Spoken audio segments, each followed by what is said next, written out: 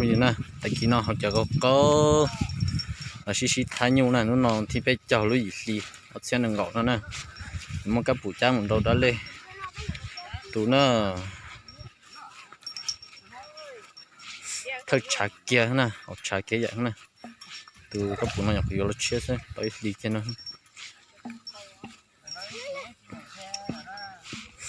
giờ còn đâu cái đó nè đâu xưa nào phải đâu cho hay nè sắp phải dây rồi nè tụt đấy nữa phải lên phải gì chẳng kia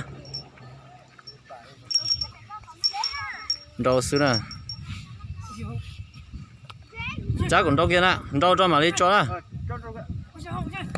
trâu kia đi nó rồi nhớ trâu kia cũ đó cái cũ kia nó đấy rồi chỉ dùng gì đó chỉ tao tờ nè có một trâu kia cũ nè trâu đó là túi cũ nè thơ cũ hơn nè trâu kia nè che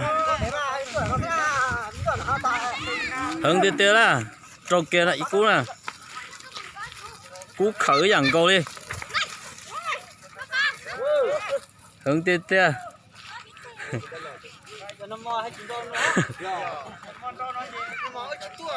hơn tiền tiền đó nước to nè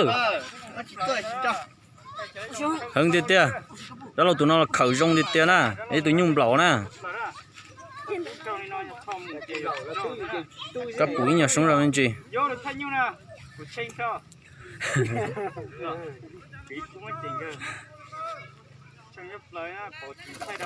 ôi yo tê một chừng tê hết luôn ít lần tê lặp là xưa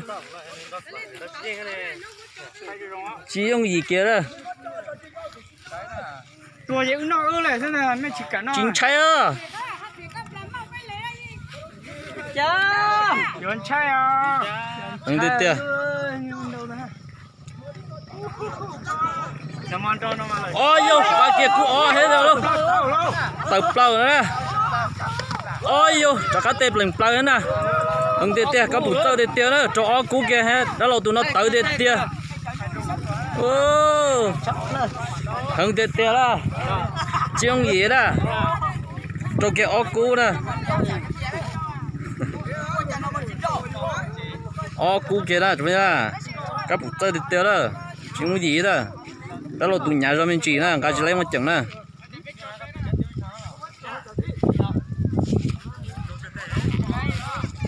Tè, sống chỉ to nè, cho một chừng cái tiền đó. Trâu thì xuống nữa. Cho nó giờ học chờ gì tí nè. Sống chỉ to rồi nó giờ, đó là tụi bao sáng thở nè. Ôi yo, sao xin cá lấy cúp lập lời hết ta? Chỉ không gì hết đó. Sao ở sao là sao xin đẹp lập lời hết ta? Chỉ đó. Sống chỉ to nè. Cú chơi à chị. Chế rồi. Chế rồi. Ôi yo, phá lên, chỉ tới là, không được tiền là, siêu gì là, nhìn cho được tiền, chỉ thì cái tiền, các phụ là chỉ cho được tiền, sau đó là tụi nó kia chỉ tao sủng sai hết ta. Nhưng cán cua tiền cho很稳当呢。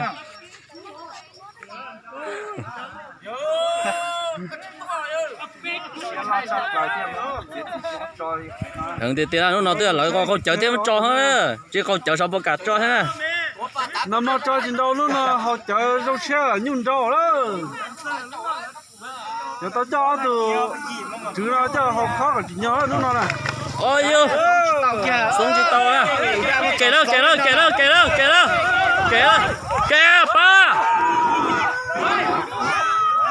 ngô khẩn chưa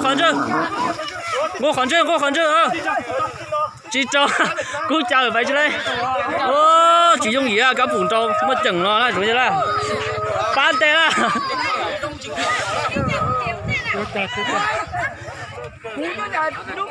Hưng đi tê.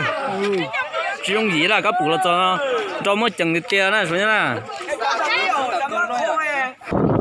tụi nó là bé cú của nè sát xì sáu một cái xí đâu được tiền chạy luôn to đó chỉ cho họ tiền này to chứ cho họ tiền